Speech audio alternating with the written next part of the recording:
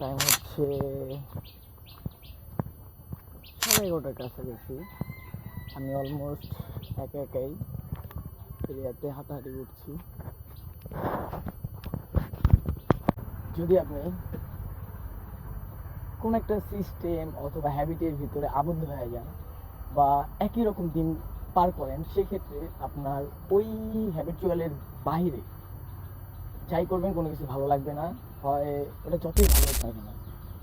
তো চেষ্টা করবেন আবদ্ধ না থাকার।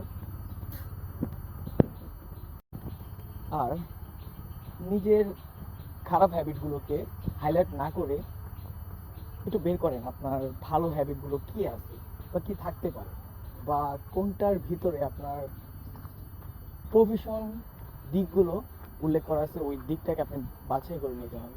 কারণ লাইফ তো your life your choice. I don't know প্লেসটা কে তৈরি করছে, বাট চয়েস আছে। প্রকৃতির মাঝে নিজেকে কীভাবে হারাতে হয় এই প্রসেসিং সম্পর্কে আইডিয়া আছে।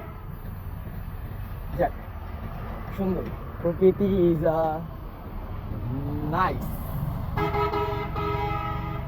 valuable part in our life.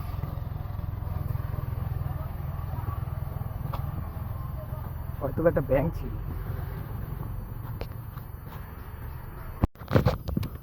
লাইফে এমন অনেক কিছু পাবেন যেটাকে আপনি হয়তো বা হারাতে চাইবেন না, বাট আপনি ওটাকে মেনেও নিতে হবে, প্লাস হচ্ছে ওটার শূন্যতাকে নিয়ে আপনার বহন করে পুরো লাইফটা পাই দিতে হবে।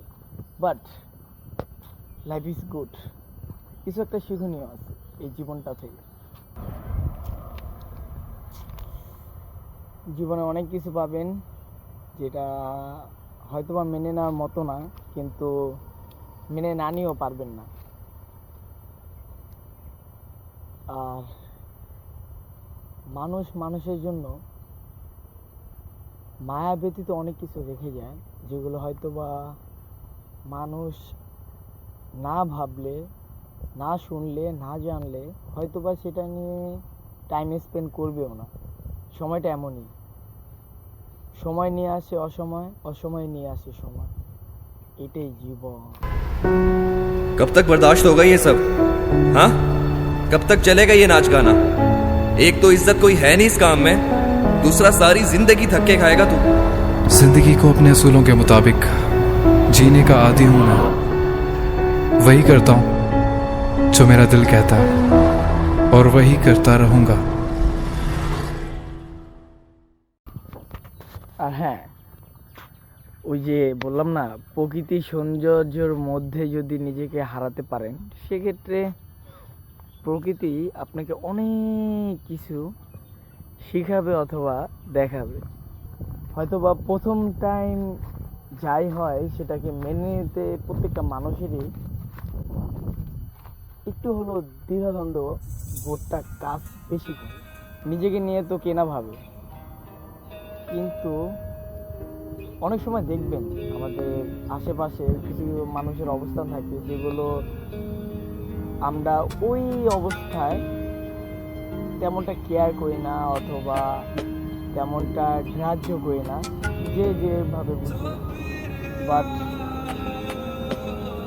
ওটার অপূর্ণতা হওয়ার পরে হয়তোবা মানুষ পূর্ণতা থাকার সময়টাকে অনেকটা মিস করে।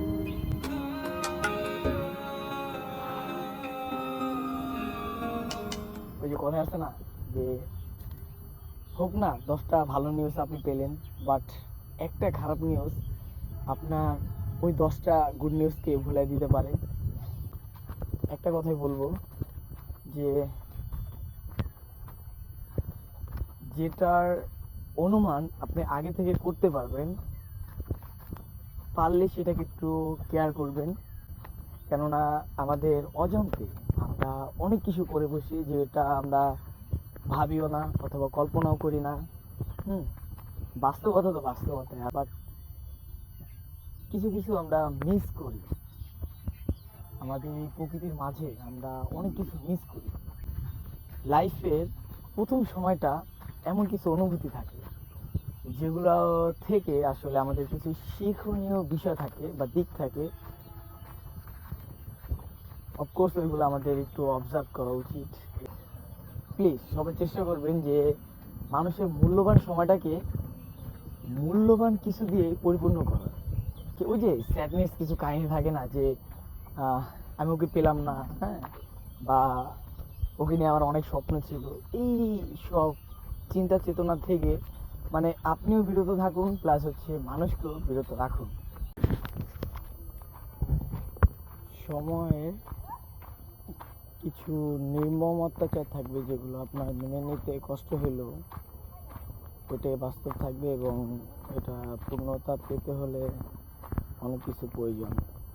দেখা যাক, দোয়া করি প্রত্যেকের জীবনটা ভালো যাক আর সুখীময় হোক। চেষ্টা করুক প্রত্যেকের আশা নিয়ে, চেতনা নিয়ে